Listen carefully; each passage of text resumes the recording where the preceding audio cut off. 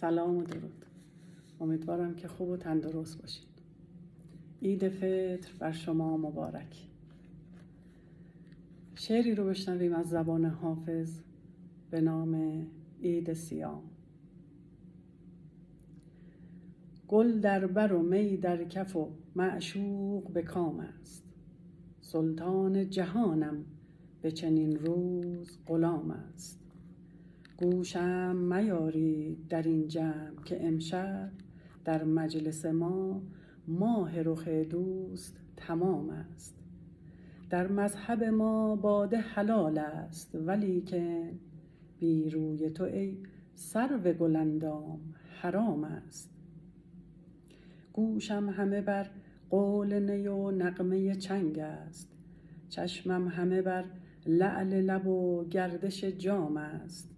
در مجلس ما عطر میامیز که ما را هر لحظه ز گیسوی تو خوشبو مشام است.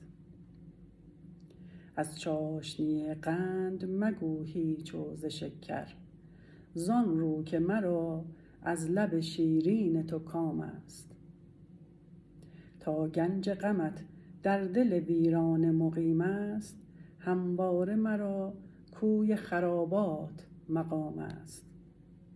از ننگ چه گویی که مرا نام ز ننگ است، وز نام چه پرسی که مرا ننگ ز نام است. میخواره و سرگشته و رندیم و نظرباز، وان کس که چو ما نیست در این شهر گدا هست.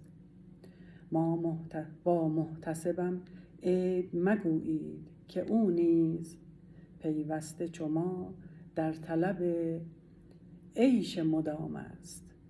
حافظ منشین بی می و معشوق زمانی، که ایام گل و یاسمن و عید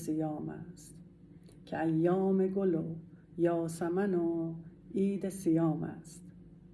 امیدوارم لذت برده باشید. پیروز باشید.